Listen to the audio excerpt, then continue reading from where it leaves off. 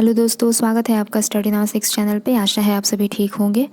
तो Hindi TGT PGT plus net JRF के लिए जो 1500 हिंदी साहित्य के ऊपर एमसीक्यू शुरू किया था उसे कंटिन्यू करेंगे। ध्यान दीजिएगा। पहला प्रश्न है, द्विवेदी युग के किन कवियों ने पूर्व में ब्रजभाषा में काव्य रचना की किंतु बाद में खड़ी बोली में रचना करने लगे। द्विवेदी युग के किन कवियों ने पूर्व में ब्रजभाषा में रचना की लेकिन बाद में क्या करने लगे, खड़ी बोली में रचना करने लगे। श्रीधर पाठक, हरिऔध, नाथूराम, शर्मा शंकर। तो उपयुक्त इन सभी ने पहले ब्रजभाषा में काव्य रचना की, फिर बाद में खड़ी बोली में रचना करने लगे। ठीक है। काव्य भाषा के रूप में खड़ी बोली की प्रतिष्ठा किस युग में हुई? तो काव्य भाषा के रूप में खड़ी बोली की प्रतिष्ठा द्विवेदी युग में हुई। काव्य भाषा के रूप में खड़ी बोली की प्रतिष्ठा द्विवेदी युग में हुई। गर्भरंडा रहस्य काव्य कृति है किसकी? नाथूराम शर्मा शंकर की। इंपॉर्टेंट है, गर्भरंडा रहस्य काव्य कृति नाथूराम शर्मा शंकर की है।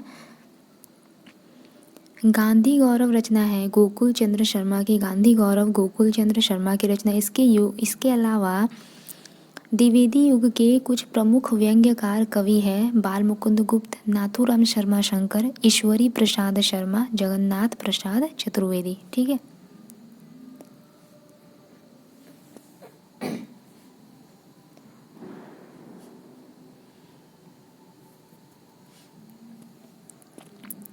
अगला प्रश्न है, खंड काव्य मौर्य विजय किसकी रचना है? तो खंड काव्य मौर्य विजय सियाराम शरण गुप्त की रचना है। खंड काव्य मौर्य विजय सियाराम शरण गुप्त की रचना है। पद्य कथा विकट भट्ट मैथिली शरण गुप्त की रचना है। जगन्नाथ दास रत्नाकर द्वारा रचित उद्धव शतक एक प्रबंध मुक्तक काव्य है। जगन्नाथ दास रत्नाकर द्वारा रचित उद्धव शतक एक प्रबंध मुक्तक काव्य है। द्विवेदी युग के उल्लेखनीय प्रगीतकार है मुकुटधर पांडे तथा मैथिली शरण गुप्त। द्विवेदी युग के उल्लेखनीय प्रगीतकार कौन है? तो मुकुटधर पांडे और मैथिली शरण गुप्त। मैकाले ने अंग्रेजी खंड काव्य होरेशस का ब्रजभाषा में काव्य अनुवाद। मैकाले के अंग्रेजी खंड काव्य होरेशस का ब्रजभाषा में काव्य अनुवाद किसने किया? तो सत्यनारायण कविरत्न ने। मैकाले के अंग्रेजी खंड काव्य होरेशस का ब्रजभाषा में काव्य अनुवाद किया सत्यनारायण कविरत्न ने। भवभूति के दो नाटकों उत्तर रामचरित और मालती माधव का ब्रजभाषा में अनुवाद किया किसने? तो सत्यनारायण कविरत्न ने। भवभूति के दो नाटकों कौन कौन से? उत्तर रामचरित और मालती माधव।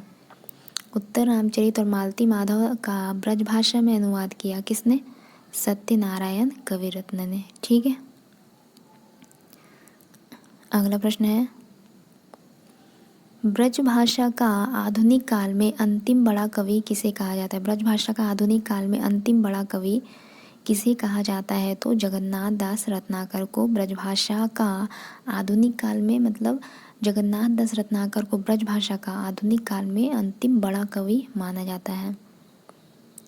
किस कृति को मैथिली शरण गुप्त ने अतुकांत छंद में लिखा है? किस कृति को मैथिली शरण गुप्त ने अतुकांत छंद में लिखा है? तो मेघनाद वध नामक कृति को मैथिली शरण गुप्त ने अतुकांत छंद में लिखा है।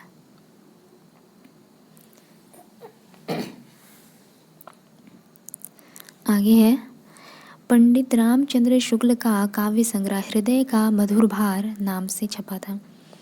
पंडित रामचंद्र शुक्ल का एक काव्य संग्रह रहा, नाम क्या रहा? हृदय का मधुर भार नाम से छपा था यह काव्य संग्रह। लाइट ऑफ एशिया का बुद्ध चरित नाम से ब्रजभाषा में अनुवाद किया किसने? तो आचार्य रामचंद्र शुक्ल ने।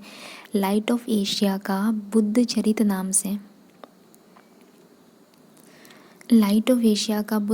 नाम से ब्रजभाषा में अनुवाद किसने किया? तो आचार्य रामचंद्र शुक्ल ने।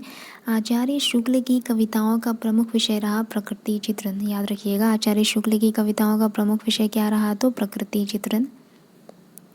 मैथिली शरण गुप्त कृत्य साकेत के मैथिली शरण गुप्त द्वारा रचित साकेत के किस सर्ग में उर्मिला का वियोग वर्णन है? मैथिली शरण गुप्त द्वारा रचित साकेत में कुल 12 सर्ग हैं और इसके 9वें तथा 10वें सर्ग में उर्मिला का वियोग वर्णन है। मैथिली शरण गुप्त द्वारा रचित साकेत में कुल 12 सर्ग है, सर्ग यानी भाग, और इसके 9वें तथा 10वें सर्ग में उर्मिला का वियोग वर्णन है, पूछा जाता है, ये ध्यान रखिएगा। मैथिली शरण गुप्त कृत्य साकेत में कुल कितने सर्ग है? 12 सर्ग है। गुप्त जी द्वारा रचित यानी मैथिली शरण गुप्त द्वारा रचित यशोधरा एक चंपू काव्य है, इंपॉर्टेंट है, यशोधरा एक चंपू काव्य है। काबा और करबला मैथिली शरण गुप्त की ही रचना है। काबा और करबला भी गुप्त जी की ही रचना है। गुप्त जी ने स्वयं को क्या माना है? तो कौटुंबिक कवि मात्र माना है। गुप्त जी ने यानी मैथिली शरण गुप्त जी ने स्वयं को कौटुंबिक कवि मात्र कहा है। 9वां प्रश्न है, आचार्य शुक्ल ने श्रीधर पाठक के बाद स्वच्छंदतावाद का दूसरा कवि किसे माना? आचार्य रामचंद्र शुक्ल ने श्रीधर पाठक को स्वच्छंदतावाद का प्रथम कवि माना जाता है, ठीक है। तो आचार्य शुक्ल ने श्रीधर पाठक के बाद स्वच्छंदतावाद का दूसरा कवि किसे माना है? तो रामनरेश त्रिपाठी को। आचार्य शुक्ल ने श्रीधर पाठक के बाद स्वच्छंदतावाद का दूसरा कवि रामनरेश त्रिपाठी को माना है। जगत सच्चाई सार श्रीधर पाठक की रचना है। श्रीधर पाठक की खड़ी बोली की प्रथम कविता रही गुणवंत हेमंत। जगत सच्चाई सार किसकी रचना है? तो श्रीधर पाठक की रचना है। श्रीधर पाठक की खड़ी बोली में रचित प्रथम कविता है गुणवंत हेमंत। ग्राम गीतों के संकलन का पहला प्रयास राम नरेश त्रिपाठी ने किया। ग्राम गीतों के संकलन का पहला प्रयास किसने किया? तो राम नरेश त्रिपाठी ने किया। द्विवेदी युग के किस कवि को हरि गीतिका का बादशाह कहा जाता है? तो द्विवेदी युग के किस कवि को हरि गीतिका का बादशाह कहा जाता है? तो मैथिली शरण गुप्त को। मैथिली शरण गुप्त को द्विवेदी युग के हरि गीतिका का बादशाह कहा जाता है। द्विवेदी युग का मतलब द्विवेदी युग के कवि मैथिली शरण गुप्त को हरि गीतिका छंद का बादशाह कहा जाता है, याद रखिएगा। अनाथ किसकी रचना है? तो सियाराम शरण गुप्त की रचना है। स्वदेश संगीत मैथिली शरण गुप्त की रचना है। स्वदेश संगीत मैथिली शरण गुप्त की रचना। अनाथ सियाराम शरण गुप्त की रचना। महावीर प्रसाद द्विवेदी और हिंदी नवजागरण। महावीर प्रसाद द्विवेदी और हिंदी नवजागरण रामविलास शर्मा की पुस्तक है। ये एक पुस्तक है पूरी। महावीर प्रसाद द्विवेदी और हिंदी नवजागरण ये एक पूरी पुस्तक है। किसकी पुस्तक है? तो रामविलास शर्मा की पुस्तक है। पांडे बंधु कौन थे? तो लोचन प्रसाद पांडे और मुकुटधर पांडे।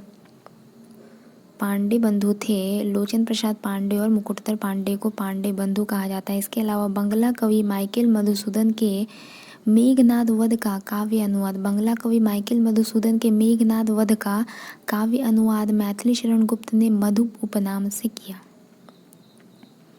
मेघनाद वध नामक रचना का काव्य अनुवाद मैथिली शरण गुप्त ने किस उपनाम से किया? तो मधुप उपनाम से किया, याद रखिएगा, इंपॉर्टेंट है ये सभी। तो आज की क्लास को यहीं पे समाप्त करते हैं। अगले क्लास में जल्दी मिलेंगे, तब तक के लिए अगर अच्छा लगे तो लाइक शेयर और सब्सक्राइब ज़रूर कीजिएगा। धन्यवाद।